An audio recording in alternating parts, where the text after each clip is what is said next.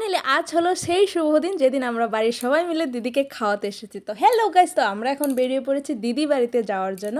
মানে আমার বরের দুটো দিদি। তো বড় দিদিকে দেখেছো তোমরা কদিন আগে খাওয়াতে গিয়েছিলাম, তো আজকে যাচ্ছি ছোট দিদিকে খাওয়াতে। তো দেখো এখানে দিদির বাড়িতে পৌঁছে গেলাম, আর দেখো দিদির বাড়িতে সবাই এসে গেছে। আমার মা মানে শাশুড়ি মা, বাবা, দাদা ভাই, দিদি ভাই, মাসি, মামি, দিদি, বোনু, যত মানে আমাদের কুটুম মানে আছে সবাই এসেছে খাওয়াতে। তো এখানে এসে দেখি মানে আমি একটুখানি লেট হয়ে গেছি। আর এইদিকে দেখো বাইরে খাবার দাবার চলছে, আর এইদিকে ভিতরে দিদিকে রেডি করানো হচ্ছে, দিদিকেও খেতে দেব। আর এই যে টেবিলে আমার বরমশাই খাচ্ছে, এখানে জামাইবাবু আছে।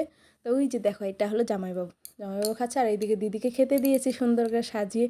তো দিদির পছন্দের খাবার আছে এখানে, দিদি যা যা খেতে ভালোবাসে দিয়ে দিদিকে বসিয়ে দিয়েছি। আর এইদিকে মা দেখো আশীর্বাদ, মাথায় তেল দিয়ে আশীর্বাদ করছে, মানে এটা আমাদের নিয়ম হয়, মাথায় তেল দিতে হয়। আর ধান দুব্বো দিয়ে আশীর্বাদ করে খেতে দিয়েছে।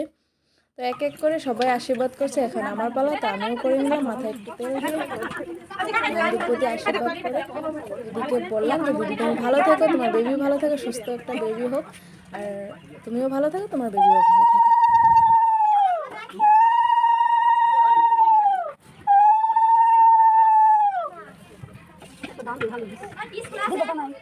এইভাবে এক এক করে সবাই আশীর্বাদ করছে। আর এই সাইডে দিদির সাইডে মানে খাওয়া দাওয়া চলছিল, বাচ্চারাও খাচ্ছিল, বাড়ির বড়রাও কেউ কেউ খাচ্ছিল। তো আমরা তো এদিকে দিদিকে খাওয়ানোতে বিজি ছিলাম, তো আমরা একটু পরে খেয়েছি।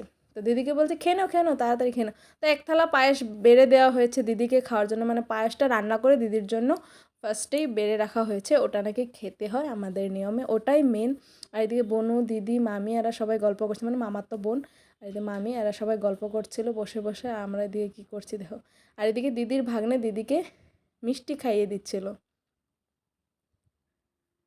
তো এখন দিদিকে বলছে তুমিও খেয়ে নাও। তো দিদি খাওয়া শুরু করে দিয়েছে, আর বলছে আমি এত পায়েস একা খেতে পারছি না।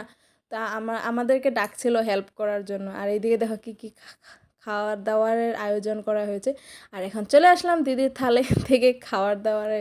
আমি তো খাওয়ার দাওয়ারে এক্সপার্টই, তো দিদিকে খেয়ে কমিয়ে দিচ্ছিলাম, মানে একটু হেল্প করে দিচ্ছিলাম। তো আমি, মাসি, মামি সবাই দিদির সাথে একসাথে বসে পায়েস খাচ্ছিলাম। তো পায়েস খাওয়ার পর দিদি ভাতটা খেয়ে নিচ্ছে। আর এই যে দেখো দিদির মেয়ে, এটা হলো ভাগ্নে। তো দিদির এটা হলো 5 বছরের মেয়ে একটা আছে।